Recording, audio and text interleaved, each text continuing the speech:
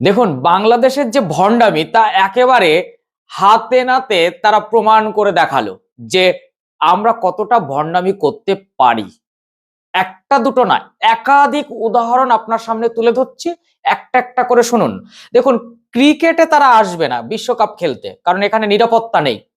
কিন্তু শুটিং এ হ্যাঁ, শুটিং এর জন্য প্লেয়ারদের তারা পাঠাতে পারে, কোনো অসুবিধা নেই। তখন আর নিরাপত্তার কোনো সমস্যা নেই, কিচ্ছু নেই। আগামী 2রা ফেব্রুয়ারি থেকে 14ই ফেব্রুয়ারি দিল্লিতে দিল্লিতে এশিয়ান রাইফেল অ্যান্ড শুটিং চ্যাম্পিয়নশিপে বাংলাদেশ দল পাঠাচ্ছে, কোনো সমস্যা নেই। তাহলে আসল সমস্যাটা কোথায়? আরে মুস্তাফিজুর রহমানকে বাদ দেওয়া হয়েছে মোটা টাকা, লোভ। তখন হ্যাঁ, বাংলাদেশ অন্য কোনো ইস্যু দেখাতে পারতো, নিরাপত্তার ইস্যু দেখাচ্ছে।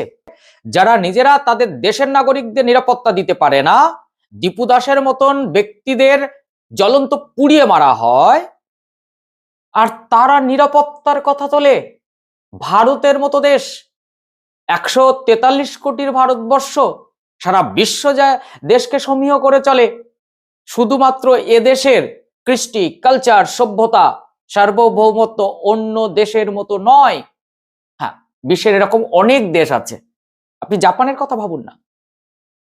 আর সেই বাংলাদেশ, যাদের নিজেদের দেশের নিজেদের নাগরিকরা, সেই দেশের সংখ্যালঘুরা কেউ নিরাপত্তার একটা বিন্দুমাত্র ছায়া দেখতে পায় না, প্রতি পদে পদে তাদের মৃত্যুর ফাঁদ পেতে রাখে, মৌলবাদ প্রতিষ্ঠিত করার জন্য যে কোনো কাজ তারা করতে পারে, তারা নিরাপত্তার প্রশ্ন তোলে। আরো বলবো, আপনি একটুখানি ভাবুন সাকিব আল হাসানের কথা। তাকে দেশ থেকে তাড়িয়ে দেওয়া হয়েছে বলা যায়, কারণ দেশে ঢুকতে দেওয়া হচ্ছে না। তো কেন? কেন? তার বিরুদ্ধে অনেক খুনের মামলা রয়েছে, কারণ সে শেখ হাসিনার মন্ত্রিসভায় একজন দায়িত্বপ্রাপ্ত, সে আওয়ামী লীগ থেকে জিতেছে, ফলে সে তো খুনি। তাকে তো দেশে ঢুকতে দেওয়া হবে না, ব্যান্ড করে দেওয়া হলো। আজকে তার নিয়ে ঘন্টার পর ঘন্টা মিটিং হচ্ছে, বাংলাদেশের জার্সি গায়ে তাকে খেলানো হবে, কারণ এখন আর মুখ দেখানোর জায়গা নেই। তো সাকিবকে না নিয়ে আসতে পারলে দেশের মানুষের কাছে যত রকম কুটুক্তি ঝাঁটালাতি সব ওই খেতে হবে সরকারকে। আর তার সঙ্গে সঙ্গে অবশ্যই আমি দুজন ব্যক্তির কথা ভীষণ করে বলবো। নাম্বার 1, বাংলাদেশের ক্রীড়া ও যুব কল্যাণ মন্ত্রী আসিফ নজরুল, উপদেষ্টা। সেই সঙ্গে সঙ্গে অন্তর্বর্তীকালীন সরকারের মোহাম্মদ ইউনিস। এই মোহাম্মদ ইউনিস সরকার যে আর কত খেল দেখাবে। আজকে সাকিব, আপনি বলুন তো, সাকিবকে আপনারা দেশে ঢুকতে দিচ্ছিলেন না, সাকিবকে খুনি, তার জন্য তাকে একেবারে কত রকম সমস্যায় ফেলে দিয়েছেন, তার বিরুদ্ধে কতগুলো মামলা করেছেন। তাহলে এগুলো সবই যে ইচ্ছাকৃত প্রমাণ হয়ে গেল। তো আজকে এত কিছুর পর বলতে বাধ্য হচ্ছি, ইউনিস সরকার একটা ভণ্ডামির সরকার। অন্য দেশের অঙ্গুলি হেলনে তারা নিজের দেশে কট্টরপন্থীদের জায়গা করে দেওয়ার সরকার। নিজের গা বাঁচানো, নিজের ঋণ সব মুকুব করার সরকার। যারা হাওয়াই চপ্পল পরে সারা দিন হেঁটে চলতো, তারা কোটি কোটি টাকার ব্যাংক ব্যালেন্স করে নেওয়ার সরকার, গাড়ি বাড়ি করে নেওয়ার সরকার। কই আজকে সেই যুব যারা দেশকে নতুন করে স্বাধীনতা এনে দিয়েছে, কোথায় তারা?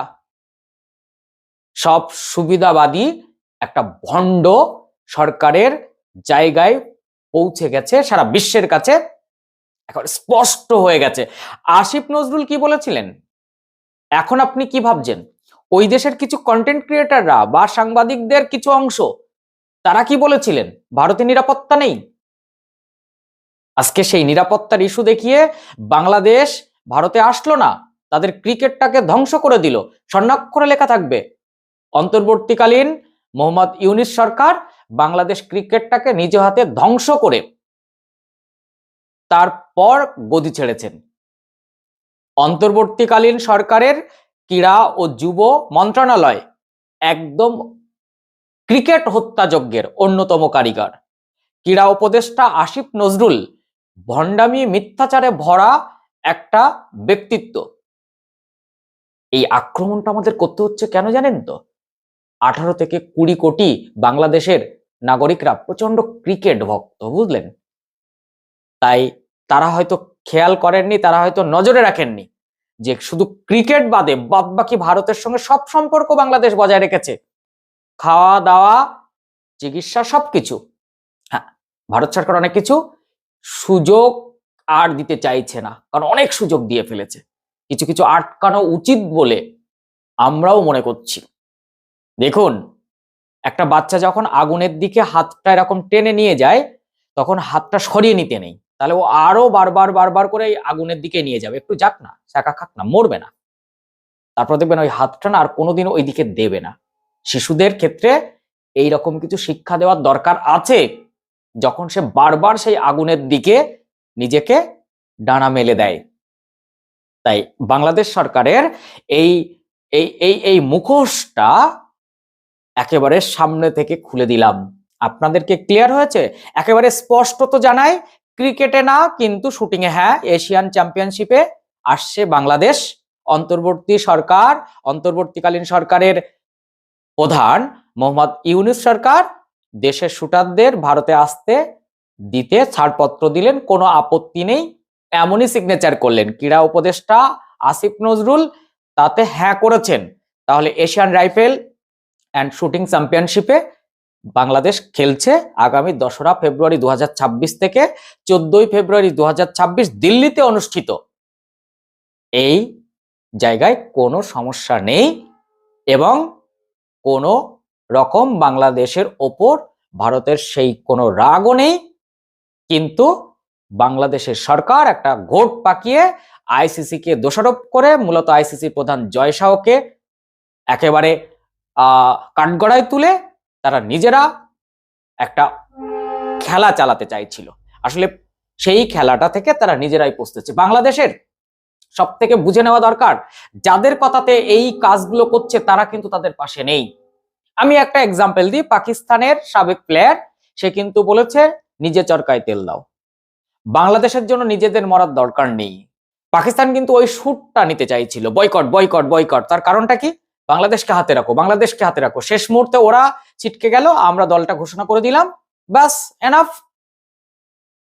তবে আইসিসি কিন্তু একটা সুবিধা দিচ্ছে, বাংলাদেশের সাংবাদিকদের এখানে আসার একটা ব্যবস্থা চলছে। আইসিসি সেই সুবিধাটা দিতে চাইছিল না, কিন্তু বলা যেতে পারে কিছুটা ভারত সরকারের, কিছুটা ভারতের আনুকূল্যে আইসিসি কিন্তু এই সুবিধাটা বাংলাদেশকে দিতে চাইছে। যাই হোক, সাকিব আল হাসান দিগ্গজ, একজন বিশ্ববিখ্যাত ক্রিকেটার, যার জন্য বাংলাদেশ চেনে। অনেকে বাংলাদেশ নামটাই জানে না, সাকিবের দেশ বললে অনেকে চেনে। সাকিব এইরকম একটা জায়গায়, কোথায় মোহাম্মদ ইউনূস আর কোথায় সাকিব? ওয়ার্ল্ডে একবার নামটা করে দেখুন তো, কোন দেশে কার নামটা বেশি করে চেনে। সেই সাকিবকে দেশ থেকে তাড়িয়ে দেওয়া হয়েছে, দেশে ঢুকতে দেওয়া হয় না। শোনা যাচ্ছে এখন তাকে না নিলে এই 18 কোটি বাংলাদেশিরা খেপে যাবে। তাই তাকে নিয়ে এসে একটা লিগ টিক চালিয়ে যা হোক বিশ্বকাপের সময়টাকে, দেখুন এখনো খসখসানি হয়নি বুকে, এখনো খসখসানি হয়নি, চিনচিন করবে। খেলাটা শুরু হোক, বিশ্বকাপটা শুরু হোক, বাংলাদেশ নেই। আর বাংলাদেশি নাগরিকরা টিভির পর্দায় যখন চোখ রাখবে, ভারত খেলবে, পাকিস্তান খেলবে, শ্রীলঙ্কা খেলবে, আফগানিস্তান খেলবে, কিন্তু এশিয়ার দল হিসাবে অন্যতম একটি দল বাংলাদেশ খেলবে না, চিনচিনটা তখন করবে। ঠিক দেখবেন বুকের ওই জায়গাটা চিনচিন করবে। যাই হোক, এত কিছু কথা বলার অর্থ একটাই, দেখুন ভণ্ডামি ছাড়ুন, দেশকে ভালো জায়গায় নিতে হবে, এই রকম কাজ করুন। আমরা সবাই আপনাদের পাশে থাকবো।